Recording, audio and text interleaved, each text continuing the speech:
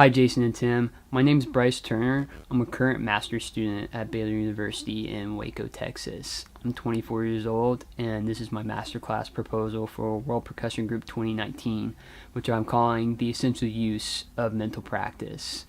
Before I get into my topic, I'd like to touch on my musical background a bit for y'all.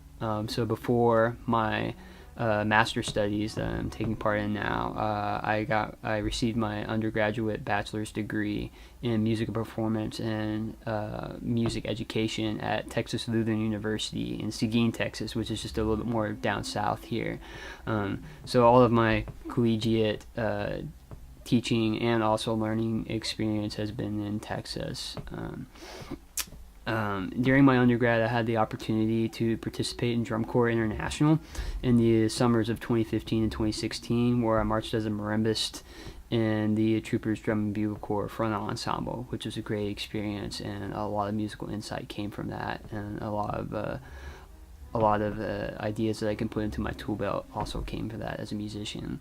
Most recently, I took a trip up to New York City to play in a recital at Carnegie Hall and Vail Recital Hall, and that was part of a competition held here at Baylor called Semper Pro Musica, where several students were picked from a soloist category and a chamber music category to make this trip up to New York and play in a recital there, which was a great experience, and I thought it was a great stride forward in my pursuit as a solo percussion artist / chamber musician as well. Just in general, I have been exposed to percussion my entire life. My father is also a percussionist and works as a high school director down in Seguin, Texas as well. So even before my formal training at the age of 11, before that I was always just around percussion and the idea of it, the aspect of it, with my dad also studying at my younger age and then also becoming a teacher himself. So being around that, we have a drum set in our house that I always jump on, and may have not known what I'm doing, but my dad would always be there and kind of introduce me to new things. Eventually just my interest really peaked for the art of percussion, and I knew that's what I wanted to do in the future. So that's why I started my formal training at the age of 11 at the middle school level, and it just developed a real true passion for the art. So well, great. Now I'd like to get to my proposal now and what I'm going to talk about mental practice. I feel like it's such an important topic that's just not touched on enough, especially in the school system. This is something that I came across on my own. I really wanted to know more about, but it wasn't really something that was talked about to me in my undergrad or in high school, or even really now in my master's degree. This all was really started by me deciding to learn con variations last year in my first year of my master's. And we all know that piece is really notorious for being difficult and mentally hard to get through. So especially for me, when it came to the sixth variation, which is just so widespread across the board, there's not a lot of comfortability that comes from it. The notes just seem randomly placed, but it all works together, and it's really important that everything worked together in that variation 6. But that didn't make it any less difficult to mentally get through it. So I, as much as I physically wanted to practice it, I knew it had to go further than that. I needed to do something away from the board, something that would help me think through it more fluidly and, not have me freak out during a performance for it. So that's where I started looking into mental practice and what I could dig up for it. Some of the first articles I came across was from the Bulletproof musician Noah Kageyama, who has several articles on mental practice. Does it really help a musician? What can you do in mental practice? He had a lot of good things to say about it, and I wanted to learn more about it. There's so much statistics behind it of why it is beneficial for us. I've done a lot of research on it, and want to expand on it even further and bring what I can to the table for it. The 3 big points I'm going to want to touch on in my masterclass it would be the benefits to mental practice, why we should do it, why I personally think we should do it, and why it is important for us to do it. The next point would be how to practice mental practice. Just like physical practice, there's so many things you can do, so many different things that you can do to gain advantage in your own practice by mentally doing it outside of your instrument, off of your instrument. And then lastly, I wanted to talk about why it's important for us as percussionists to mentally practice. Since with us, we have such physical movement to what we do. We're just as much as an audible art as we are a visual art in itself. So it's important that we take into consideration all the movements that we have to do behind a marimba, behind a multi-percussion setup. Going back to the benefits to mental practice in each of these little categories, and talk further about it. So then the benefits to mental practice, 3 points that I like to touch on within that is when it comes to music learning, what we can do mentally to help us, especially in enhancing memorization, how we can internalize music by mentally practicing it. And then going to performance practice, what we can do mentally to prep ourselves for that, because as all of us have most likely experienced, all the nerves that comes with playing for a live audience or in the live setting, how we can get more comfortable doing it just by mentally practicing it, what we can anticipate, and then past that, the well-being of our person as a musician, what we can mentally practice for doing that. Reducing practice fatigue and burnout. We've all felt it, where we've just been practicing so much physically that we get fatigued and we feel less inclined to go and practice in the practice room. Well, if that happens, mental practice, as tedious as it sometimes can be, is not so hard on your body if you go out and you just pull some music out and mentally think through what you can do, thinking through the form of a piece you may be working on, or the chord structures, or just a pathway through it when performing it. There's many things you can do outside of the practice room that can help you not be so fatigued and not be so willing to get into the physical side of it, because mental practice is just as important as physical practice in my mind, just because what we do comes from the brain first. Before we even have any physical movement, it's all stimulated from the brain first. So it makes sense that we need to have a strong mind in order to have a strong physical capability behind our instruments as well.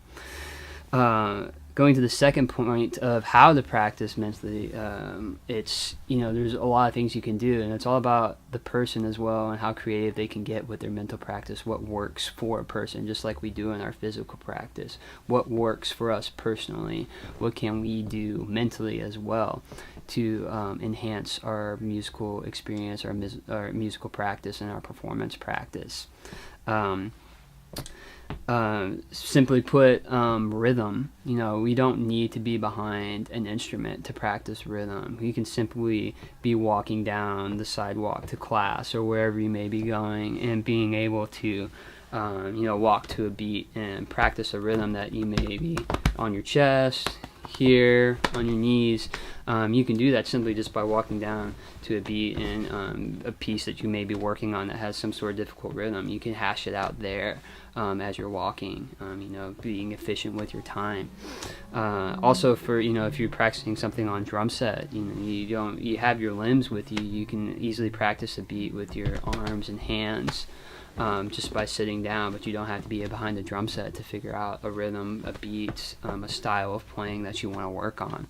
Even when it comes to formats, you have your fingers with you. You can use something like this. I like to use this in my own mental practice sometimes, just to hash out stickings of a piece that I may have newly learned.